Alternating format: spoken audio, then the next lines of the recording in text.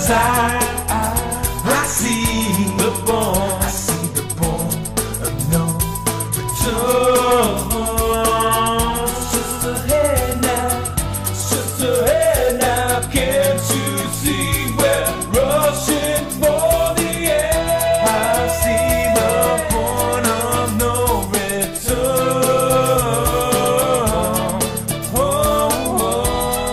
Now see the point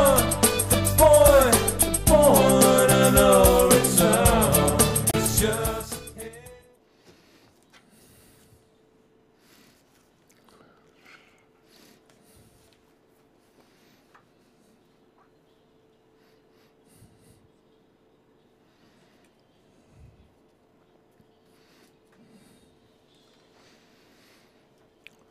All righty. Good evening, everybody.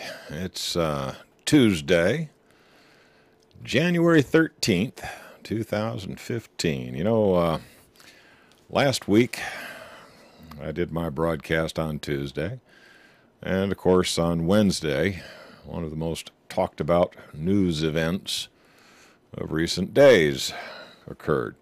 And yeah, you know, I mean, I am a media whore, and I've got to add my 2 cents to the discussion of the goings-on in France. But, you know, there are other things happening in the news that I'd like to discuss a little bit first. My name is Gary Hendershot. You're listening to the Tuesday night edition of Wide Awake News on the Rents Radio Network. And I'm very happy to be here. It's a little chilly here, just south of Washington, D.C. We had a little splattering of snow, you know, a little bit of ice, you know, it was a little slippery, little nasty right through the weekend. You know, it didn't really warm back up again, I guess, until today. And from out of the blue today, you know, we had an item hit our local news. We have a commuter train system here in the Washington, D.C. metropolitan area. To be honest with you, it's a fairly primitive system. It's you know, its coverage is really kind of weak, but you know, they move a lot of people on the DC area metro trains, and today apparently something on the undercarriage of one of the metro trains came in contact with the third rail, the rail that carries the juice to the train to motivate it, causing something of a fire. And a couple of the train cars were filled with smoke, and one woman was overcome by the smoke and actually died. A number of people were hospitalized in the incident, including one firefighter that was involved in the rescue. Just one of those things, you know, you can worry about asteroids hitting the planet or Muslim terrorists gunning you down in the shopping mall, but you know, in reality, you know, you can't worry too much about such things because, you know, in real life you could get hit by a metro bus just minding your own business tomorrow afternoon on your way to work. So, you know, sometimes I wonder about all the concern about events in the world. You know, if your time comes, I guess your time comes, and going through life shaking in fear about possibilities will keep you from enjoying what life you're entitled to have. So, you know, think about that, you know, as we cover these scary items in the news, most of which are intended to keep you in total fear, so you'll, you know, pray to big government to protect you from all the scary things that are out there. But, you know, in reality, there's not really a whole lot government can do except provide you with an illusion of safety and security, for which they expect to charge you one arm, two legs, an ear, and they would like to put you, your children, your grandchildren, your great-great-grandchildren, and for the next 7, 8, 10 generations, put you in debt to continue this facade of safety and security. Well, gee, I didn't get hit by an asteroid or blowed up by a terrorist this week, so I guess government did their job, didn't they? Yeah, that's my story, and I'm sticking to it. But in the news, did you know that the latest numbers on employment participation, now this is not the government unemployment numbers, which are twisted and contorted in so many ways that it's hard to really take their numbers seriously. No. This is the number of people who currently have full-time employment, those who are currently employed. Participation in the workforce in November, this is the latest month we have figures for, has dropped to 62.7%. Now, basically what that means is that of the roughly 100 million people in the United States who are considered eligible for full-time employment, those who would normally have full-time jobs, only 62.7% are able to find them. Pretty scary number. Now, in theory, there's 320 million people living in America. Some put that number up a little closer to 350 million because, they say, well, none of our statistics really account for all the illegals that are here. But, of the 320 acknowledged people in the United States, there's really only about a third of those who are considered eligible full-time breadwinners. People who are expected to be able to get out there, get a job, and bring home the bacon to support a family or whatever. Times are tough enough right now that only about 2/3 of those who would have a full-time job, if they could, can find one. Now, the government talks big about having added 111,000 jobs during the same period. Well, they added 111,000 jobs, most of which were seasonal part-time jobs over the holiday season. And at the same time, 451,000 regular full-time jobs were eliminated by employers across the nation. Some sobering figures in the employment prospects out there. Another interesting item in the news, I think I had an article last week about cyber terrorism. Those cyber terrorists are out to get you. Last week we were talking about how, those North Koreans with their 2 tin cups and a string and all 3 of their computers somehow managed to get 100 terabytes of data out of Sony. That was a neat trick. I think, in reality, probably would have taken them, 4 or 5 years with their 21 megabits of internet capacity, which, by the way, is routed through China, which means they got to go through 15 different firewalls. The idea that North Korea could have sucked 100 and some odd terabytes of data across the internet, that gave a lot of us nerds kind of a giggle. Yeah, right. But hey, the United States says, North Korea did it. We're going to impose sanctions on them. Well, this week, it was them evil Muslim terrorists who live somewhere in Maryland that hacked CENTCOM's social media accounts. Ooh, be very, very afraid. Be very, very afraid. ISIS is hiding under your bed. Bad as Obama says. Nope, not Obama. Osama, that's it. Yeah, Osama bin Obama. I'll get it right one of these days. But, there was this guy, Osama, that was hiding under your bed. You better look under there, because he's going to slip out and cut your head off. Well, now we got this guy, ISIS, he's even meaner and badder than Osama bin Laden. He's a really bad guy. And just to show how bad he is, from his luxury condominium in Montgomery County, Maryland, he managed to hack into CENTCOM and messed with their Twitter and YouTube accounts. Yeah, right. A couple of things to... Okay, this was so obviously faked. There's no question about it that CENTCOM got hacked, okay? And they get hacked all the time. This is no big deal, okay? They get hacked, 6, 8, 10 times a year. It's normal. It's like the CIA's Twitter account gets hacked all the time, too. You take it with a grain of salt. But, this is real, real scary because it was done by them evil Muslim terrorists, them ISIS guys, really, really bad dudes.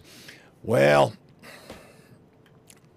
ISIS does not refer to them as themselves as ISIS, okay? That's a name the U.S. government gave them, all right? They got some other fancy name. I can't pronounce it in Arabic. So to make it easy for our news media to hang a moniker on these evil Muslim terrorists, we call them IS or ISIS or ISIL or whatever, whatever the name of the day is. It's just a convenient name that we put on them, how we identify them. It has nothing to do with how they would identify themselves. However, if they had really been the ones who had hacked this CENTCOM social media account, I can assure you they would have put their own brand on the hack. So this is obviously much to do about nothing, but it's going to be put out there as yet one more justification for tighter controls over that wild and woolly internet. We need a Marshall Dillon to come in here and clean up the wild, wild west of the internet. Got to be a new Marshall in town. Going to come in, kick some butt, and take some names. Yeah, that's what we need. Apparently, it was the hacktivist group Anonymous who did CENTCOM the favor of tracing the IP address and the bounces from whoever it was that hacked the CENTCOM site. They traced it down to a location somewhere in Montgomery County, Maryland, where the CIA and the NSA have a significant presence. So yeah, did ISIS hack CENTCOM's Twitter account, YouTube account? Oh yeah, it's being reported on CBS and CNN, and so it must be true, right? I mean, shoot, it's on TV. The hackers also posted some photos depicting a view down the neckline of a voluptuous woman.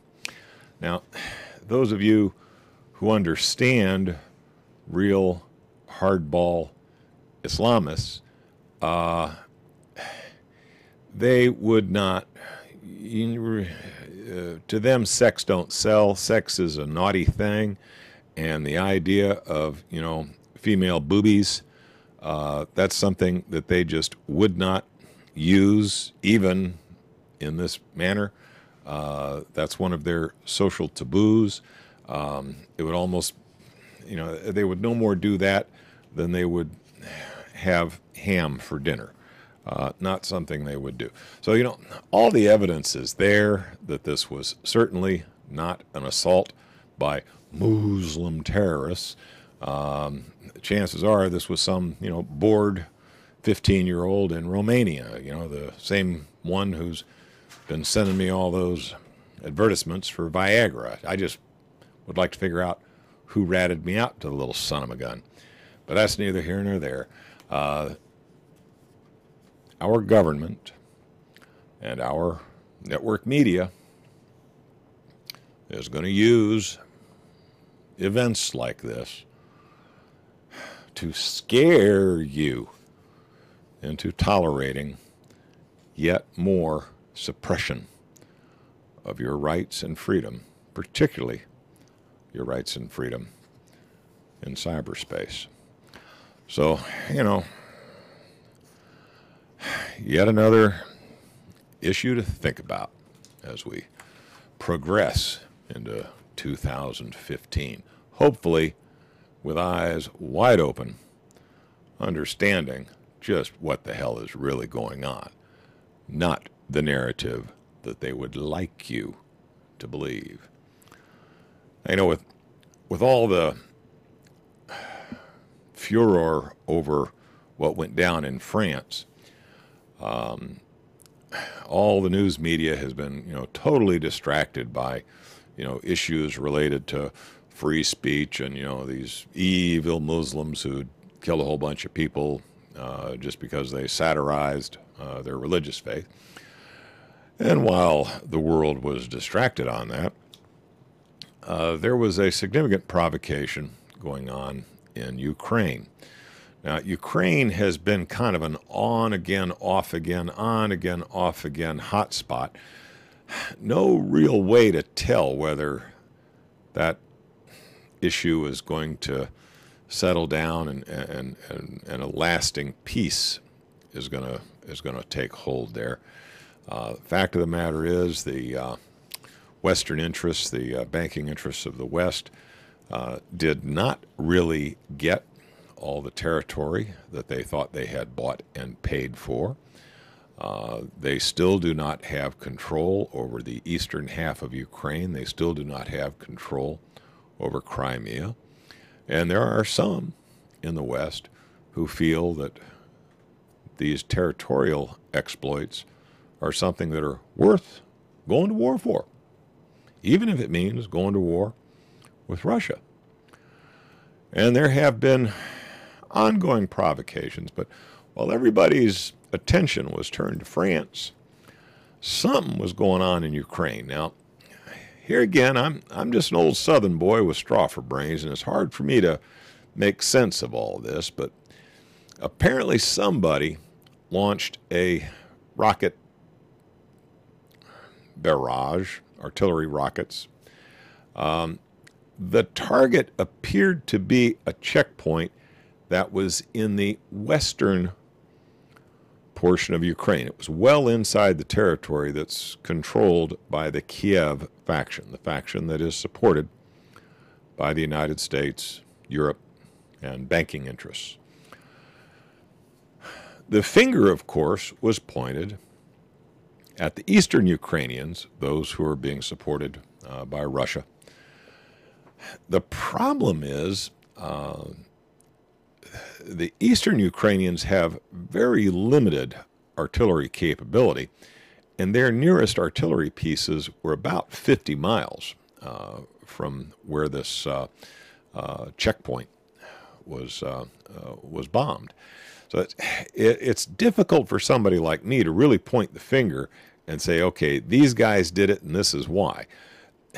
It could just have been a case of somebody in the western portion of Ukraine mistaking some move that the eastern Ukrainians were or the reverse. Somebody in western Ukraine could have mistaken a move. Could have been something that was done out of fear and having a hair trigger on some very powerful weaponry. But the fact remains that 11 people were killed and a lot of people were sent to the hospital over this. And there's just no clear military advantage gained by anybody. However, there's always the possibility that this barrage might be used as an excuse by the Western Ukrainians, who have been building up their forces on the line of demarcation. Could be used as an excuse by them to make yet another armed incursion into the eastern portion of Ukraine. It's one you're going to have to keep an eye on. This is kind of a tinderbox piece of turf. It's very hard to decide if this is the one that's going to, light the fuse for World War III, or if cooler heads will prevail and maybe we'll settle down and decide for each of these factions to go their separate ways.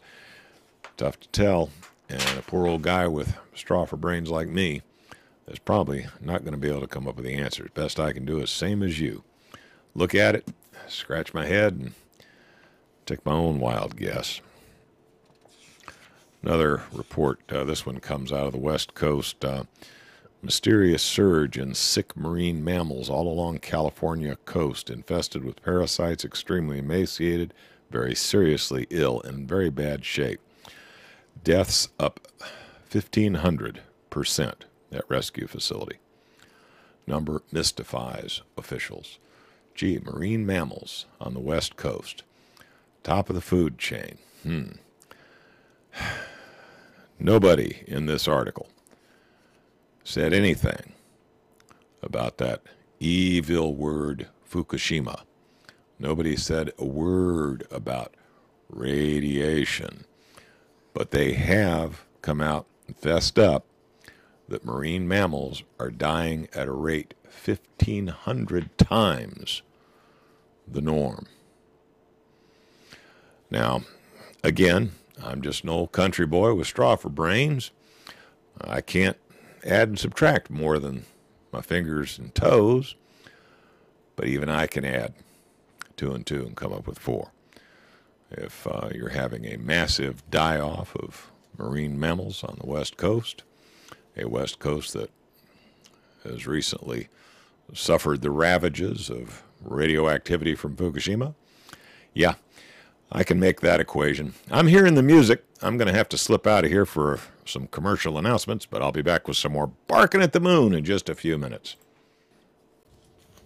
Alrighty, and we're back from that blatantly commercial interruption to the evening's events. Let's see here. Los Angeles, this was reported January 12th, 2015, so just yesterday. Sea lions in distress. Mysterious surge in 6 sea lions. We're extremely concerned right now. It's not just us, it's the other stranding networks. We're all very concerned since January 1st. We've all had 11 stranded California sea lions. Last January we had 4 total.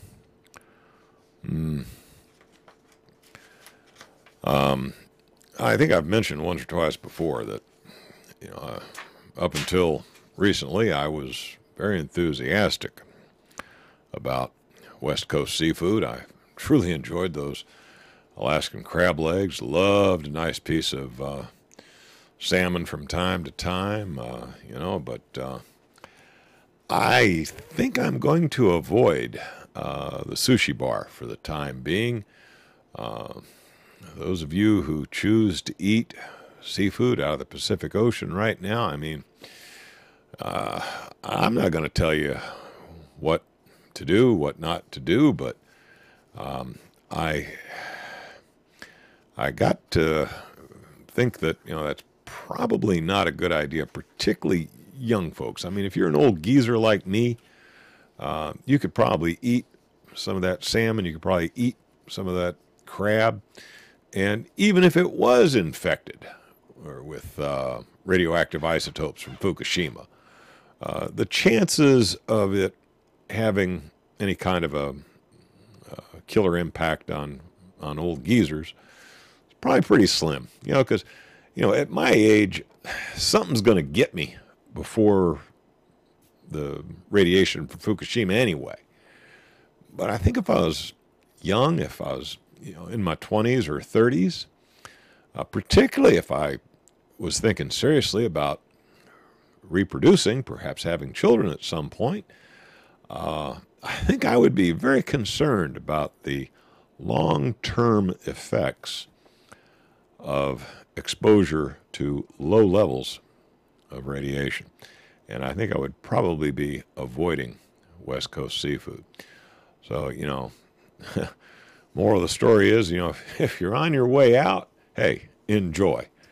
But if you still got to hang around for a while, you might want to be a little more careful about eating that West Coast seafood. Probably for the next 100, maybe 1,000 years. Nobody really knows. They're not telling us. If anybody knows, we're the bottom of the info barrel. We're going to be the last ones to be told. Well, I got to talk about what went on in France. And It's tough because, this happened almost a week ago, and I suspect everybody's said everything that can really be said about this. I mean, this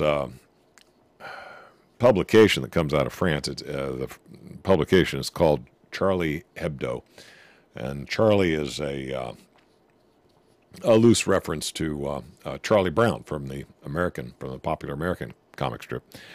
Poor old Charlie Brown, tries to be the good guy, but always seems to fall into a pile of doo-doo, for one reason or another, right? Well, he's a very popular cartoon character in France, and Charlie Hebdo is patterned after the life and times of Charlie Brown, but it has a fairly biting social commentary, satire to it. I don't think it's as well produced or as glossy as, say, a Mad magazine. I mean, here in the United States, we have Mad magazine, and then we got the also ran competitor called Cracked.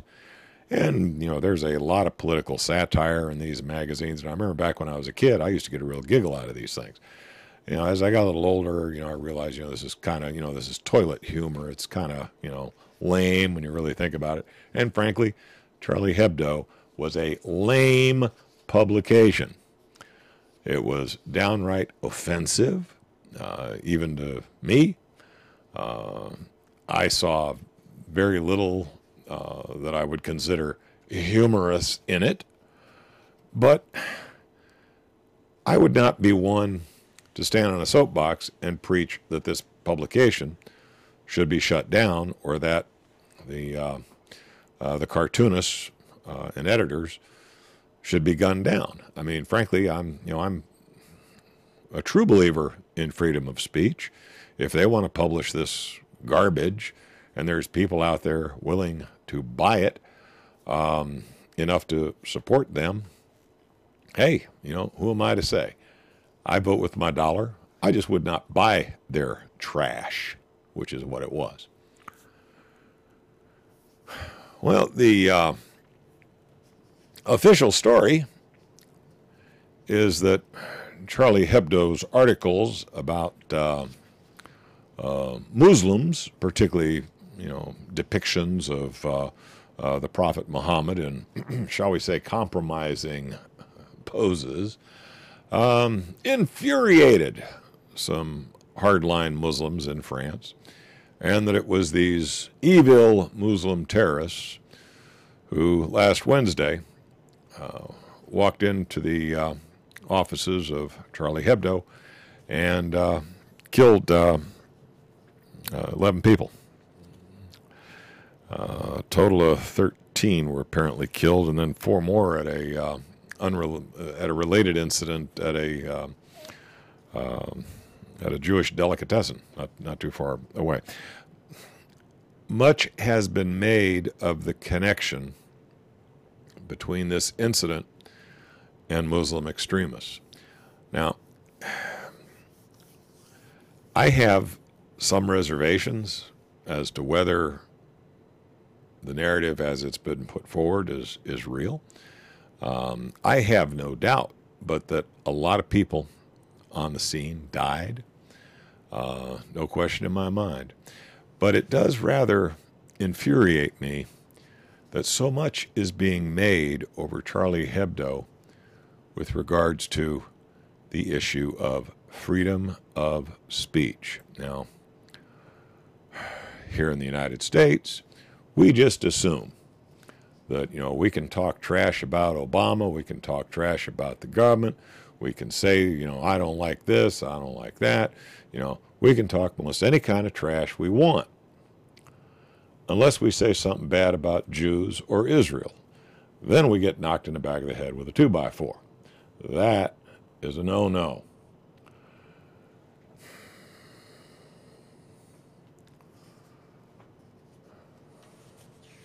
And it's much the same in France. Charlie Hebdo published a lot of really biting articles about Christians, a lot of really nasty stuff about Muslims. But the one time they came out and talked some trash about Jews. One of the fellows who worked for Charlie Hebdo was fired and was taken to court. It was back in 2009, so I guess that's ancient history.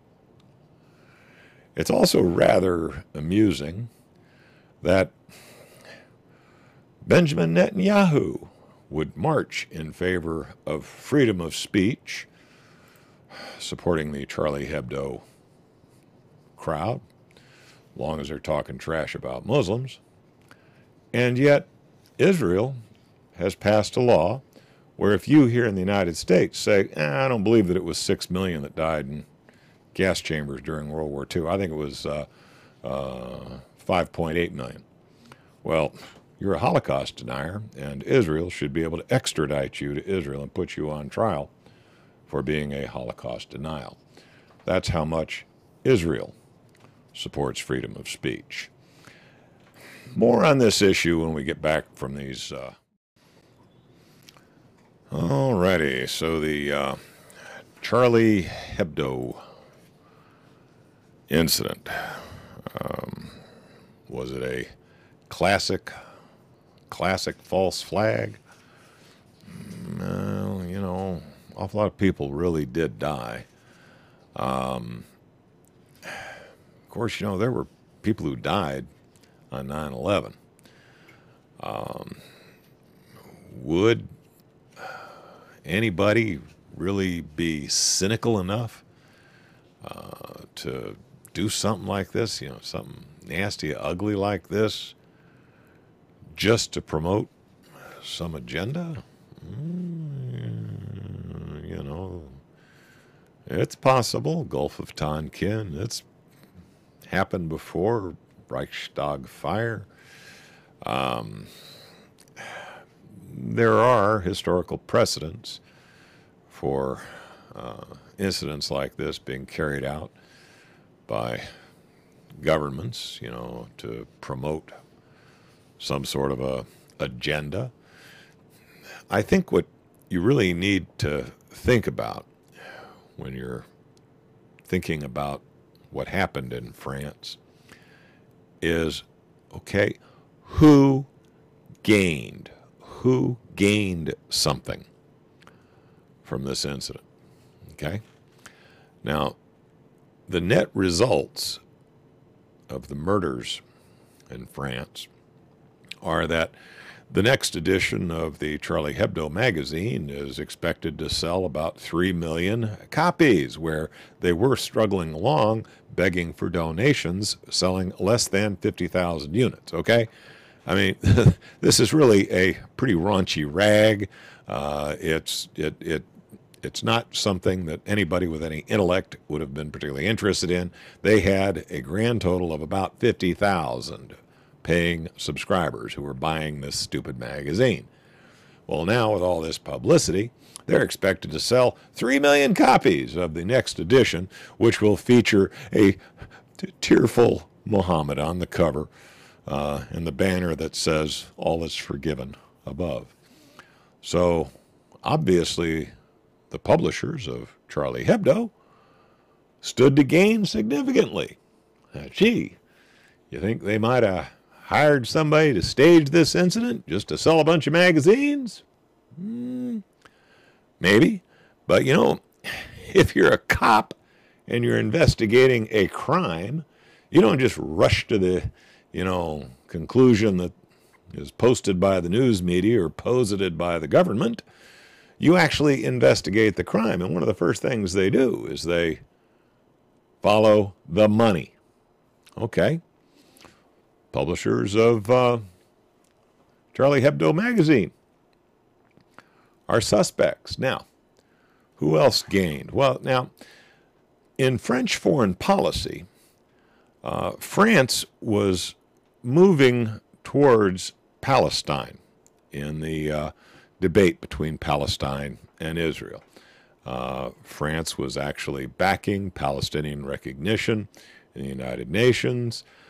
France was saying, hey, the Palestinians are indeed entitled to a state of their own, every bit as much as the Israelis are.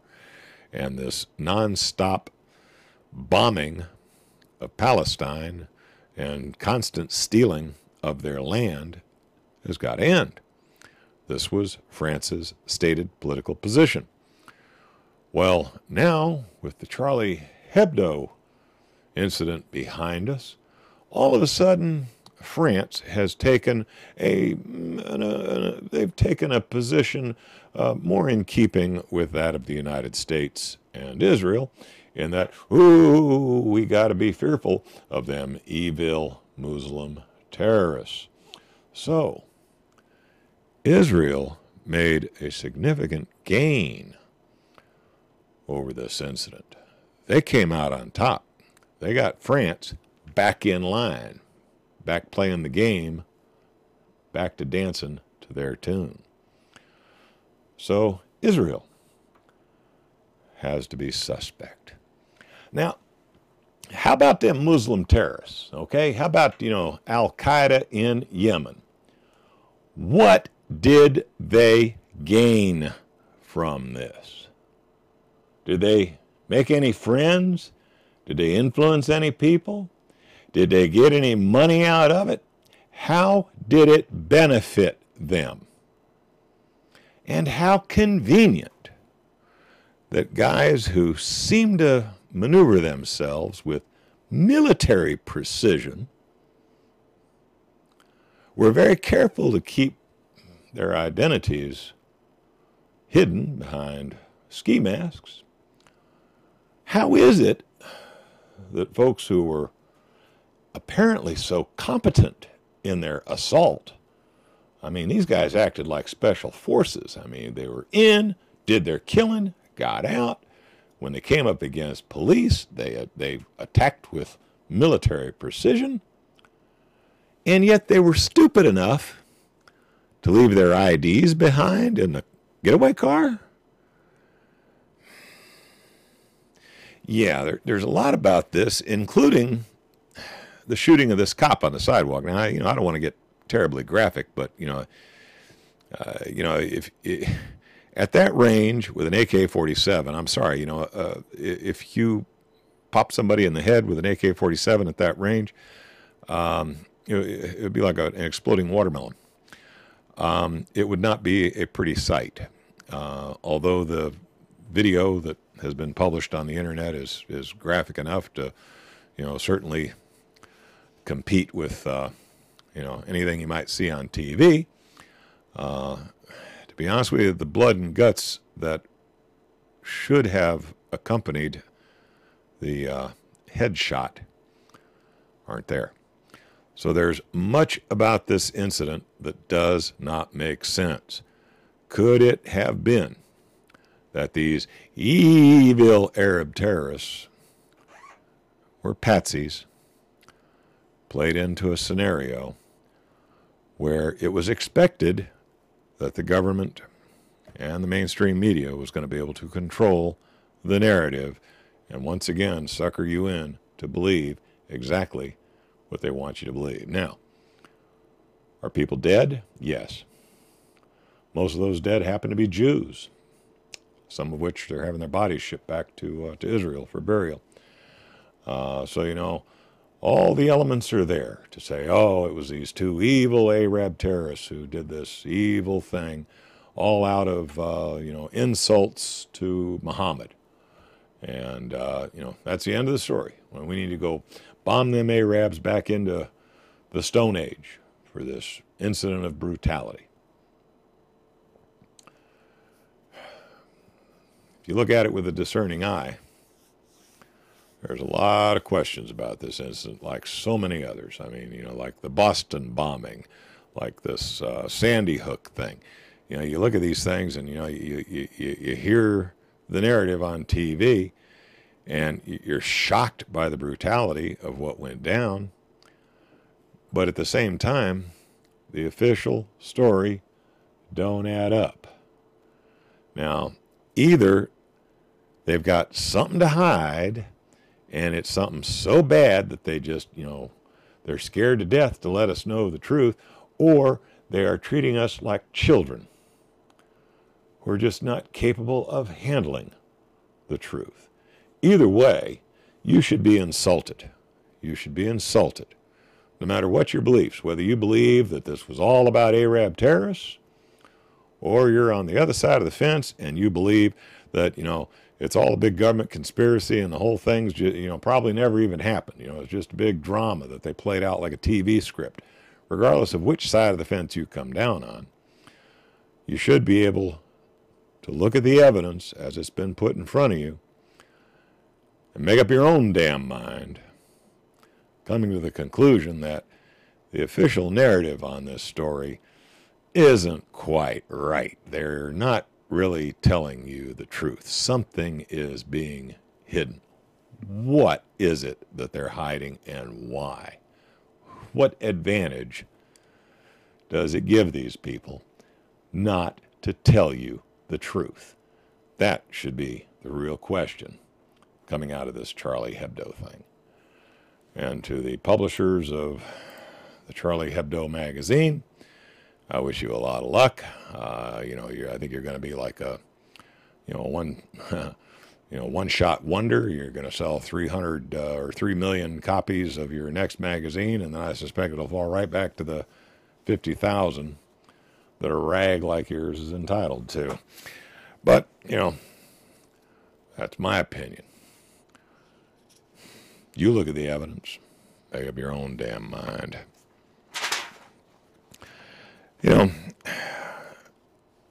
Everybody's talking about freedom of speech. Well, whether you like Charlie Hebdo or you don't like Charlie Hebdo, they had a right to say what they wanted to say, because France believes in freedom of speech. It's written right into their constitution, very much like it is here in the United States. They have a right to express themselves any way they see fit, and doggone it, if they want to make fun of Islam, if they want to make fun of the Prophet Muhammad, they got a right to do so. And frankly, if you 10% of the population that just happen to be Muslim don't like it, well, you should pack your bags and get the hell out, because this is France and this is the tradition in France. Unless you say something naughty about the Jews. That's the way it really plays out. You can talk some trash about the Pope. You can say all you want about French politicians. You can call Obama all the names you want. But Lordy mercy, don't you ever say anything against the interests of Israel. And don't you ever say anything naughty about the Jews. And here in the United States, we're a little guilty of that too. For example, this is out of Britain. A BBC reporter is facing calls to resign after he tells daughter of Holocaust survivors after Paris attack, well, Palestinians suffer hugely at Jewish hands as well. Now, it was a truthful comment. The man spoke the truth. But he stated the fact on BBC that Palestinians suffer at the hands of Israel. Well, that cannot be spoken. Those are words that cannot be heard. You are not adult enough to be able to hear that truth. He's expected to resign. That's freedom of speech in the world of 2015. I'm hearing the music. That's the end of it. I've done my share of barking at the moon for this week, but you betcha, I'll be back next week and we'll do it again. Good night, all.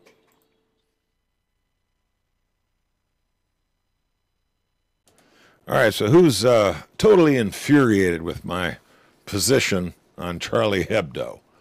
Who did I offend? Inadequate barking on many times. I'm already being chastised for inadequate barking tonight. Show too short. Well, that's why we do the after show. I got a pile of more more reference articles. The big item in the news seemed to be this thing in France, and I was trying to figure out an angle on that article that hasn't been done to death. I mean, it's already been in the news cycle for a solid week now. And yeah, it's a tragic incident. I didn't want to gloss over it or belittle it in any way. I mean, it's a very serious incident, but trying to find an angle that hasn't been played to death on it was tough to do. So the freedom of speech issue, I think, was the one that I kind of wanted to emphasize. Because everybody's like, "Oh, Charlie Hebdo had all the right in the world to say this trash about Muslims. Just don't talk trash about the Jews."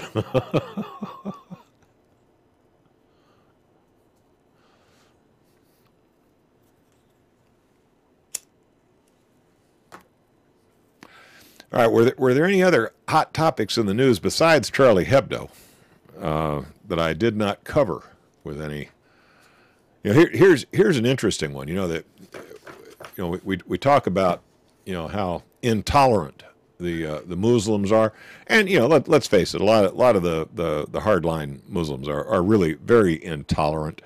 They have a cultural bias against much of Western thinking. I mean, we take stuff in stride. People call me nasty names all the time, and it's like water rolling off a duck's back. I don't care. But Muslims take all this stuff real serious. Too many of them do. I think those that are second, third generation living in Western countries are probably a little bit more tolerant. They understand. That's just the way it is in Western nations. Different people are going to have different opinions there. But there are those, like the Taliban is out there mourning the death of these guys who supposedly did all the killings in France. So the Taliban, they're absolute nuts. They're wackos. Okay, now are they representative of average Muslims? Not the average Muslims I know, but the average Muslims I know are people who skated out of Iran after the Shah took over. They're second or third generation here in the United States. They've got businesses, they've got interests here in the United States. They're raising family here in the United States. Yes, they are practicing Muslims, but they have accommodated to Western ways. And while they may be devout Muslims in their own homes, they realize that when they enter society as a whole, they have to be tolerant of society as a whole. The Muslims I know are highly offended by incidents like just went on in France, because it puts a bad light on all of them. Those who just want to run their carpet cleaning business, those who just want to run their auto parts store, they have no association with that kind of nonsense.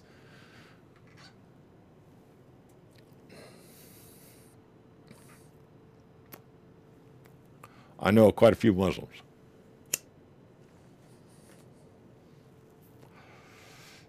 Yeah, there's hardline Christians out there that are every bit as bad. I live, just a little bit north of the Bible Belt. Just a little south of me is Falwell country. And there's you go a little south of where I live, and there's people that would stone me for my belief system. I think they still burn witches down there. I'm not sure. But yeah, there are some crazy Christians out there too. The ones that irritate the hell out of me is, okay, even if this Charlie Hebdo thing was carried out by wild-eyed crazy Muslims, and I'm still not convinced it was, but let's just say for the sake of argument that it was indeed carried out by a bunch of nutballs who happen to be Muslims.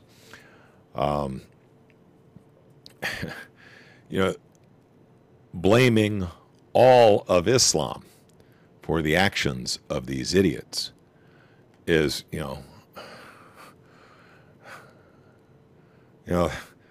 the guy in Pennsylvania who killed those, who assassinated those cops. He was a white guy, Christian. Okay. Now, do we blame all Christians for his actions? Okay.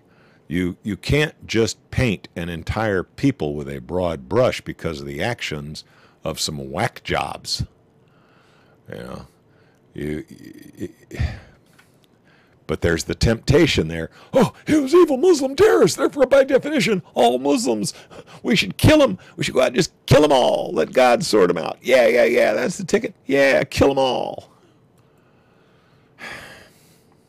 What does that make you? You know, if you really believe that, how are you any better than they are? How is your belief system superior?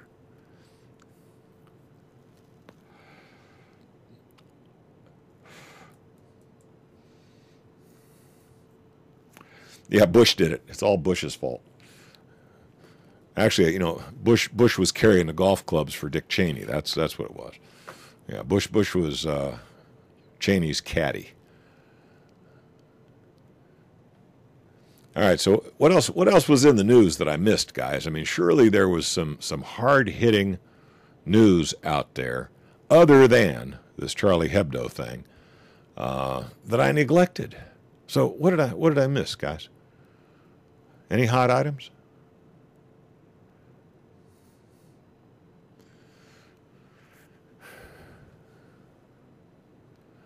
It'd be real nice if the Christians and the Jews would clean their houses too, particularly the Jews. I mean,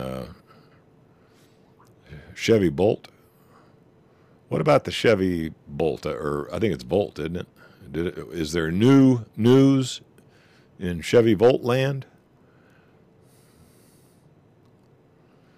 Putin. I missed the article about Putin in the Arctic. I do know that Russia has put some territorial claims on parts of the North Pole that had historically been considered, you know, open territory.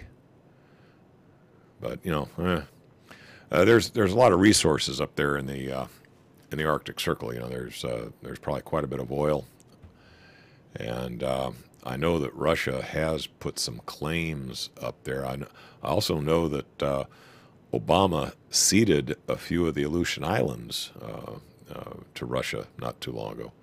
So, you know, I mean, some deals I'm sure are being made. I don't know what all the specifics are on that one, though. I'm sorry, so I'm not sure I could add anything to the discussion there.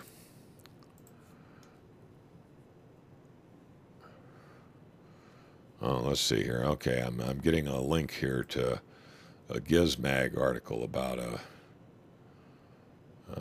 new Chevy Volt gets sportier looks and 50 miles of electric drive. Now, what does that mean? Does that mean it can go 50 miles is all on a charge? That's not very far. I mean, frankly, a vehicle that's only got a 50-mile range, I understand the Volt has an onboard generator, though, doesn't it? I think the Volt is one of the ones that can recharge its batteries independent. So, you know.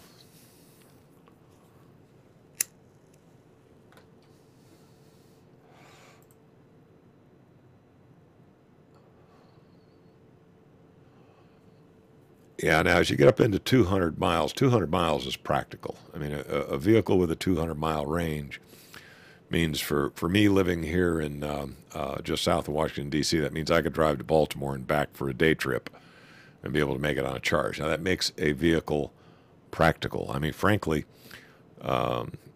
driving 200 miles in one day is about the extent of that's about as much as this old body can take. So, you know, yeah, an electric vehicle with 200-mile range, that makes it practical. You know, it becomes a practical piece of transportation hardware with that kind of range. I mean, there's very few people I know that have to travel more than 200 miles a day to and from their work, for example. In the case of my wife, I think, you know, her round trip to work and home is only about 5 miles, so she could get by with a golf cart, I guess.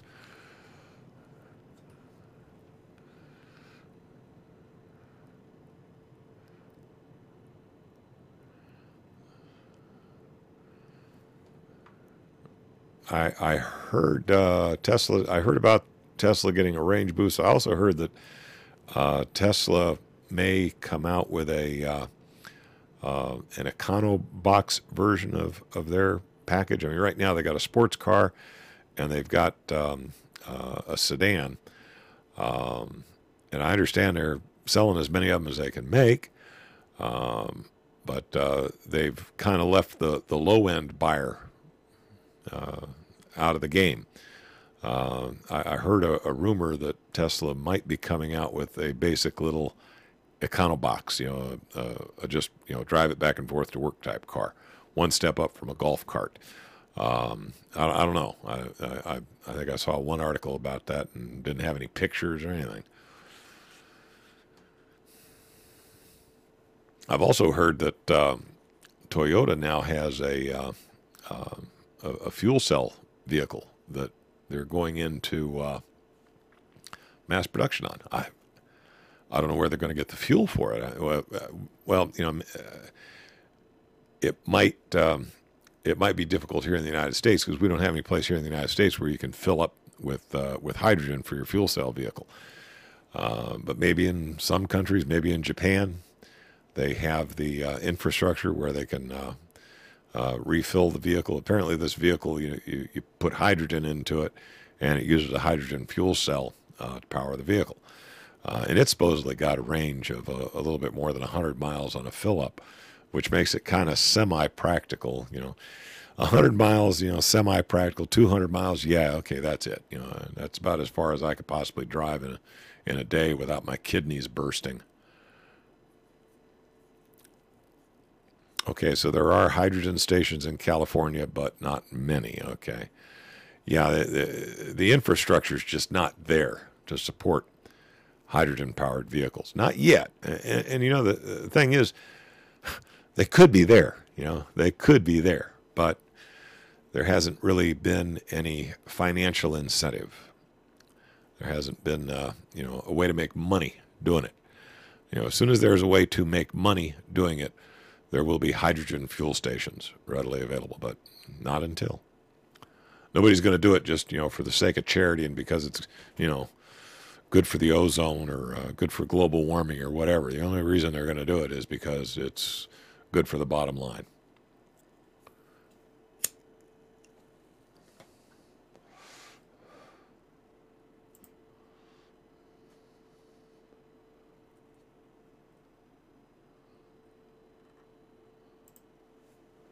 Well, anything else that I missed in the news?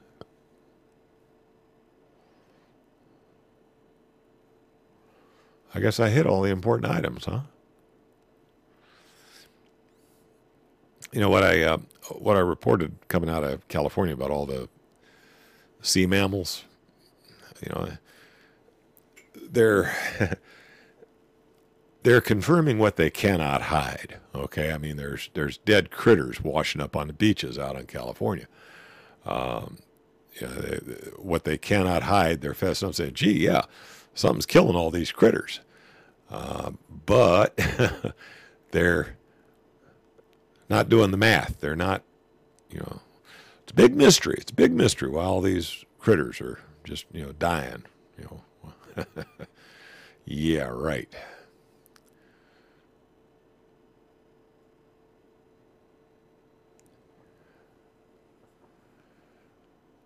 Yeah, it's got to be that red tide bacteria. Yeah, that's it.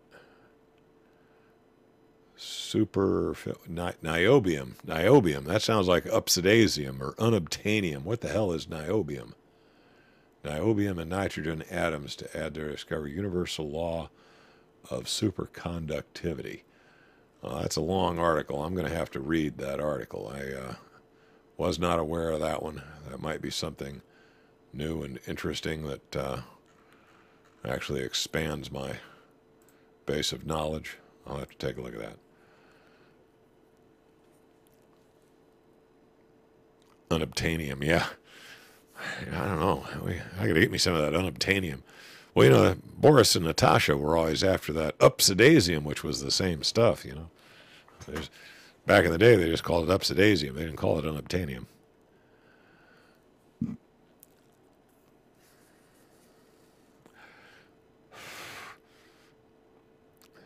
Yeah, my wife and I are moose and squirrel. We got Boris and Natasha living across the street. Yes, they are the Russian spies.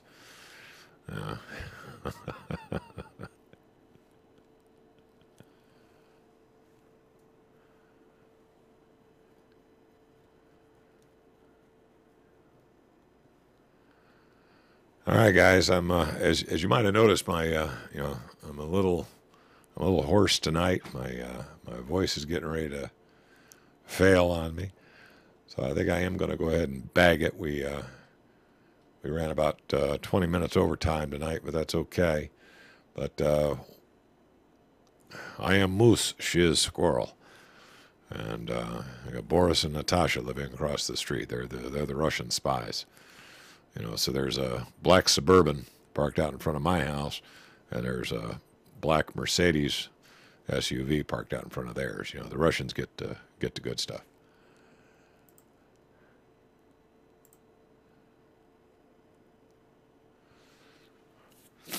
All right, guys, I'm going to go ahead and bag it. I do appreciate you spending your Tuesday evening listening to me bark at the moon as if I really knew what the hell I was talking about. And you betcha, we'll be back next week, and we'll do it all over again with some new and exciting topics, because I'll tell you what, one thing you can always bet on, there will always be something new and interesting in the news. Y'all take care. Bye-bye.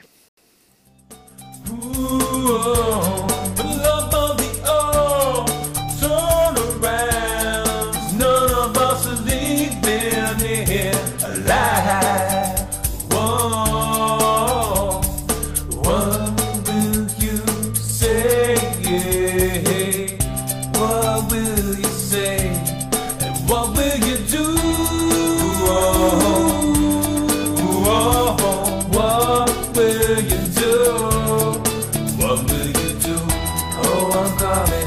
Calling out to you, won't you turn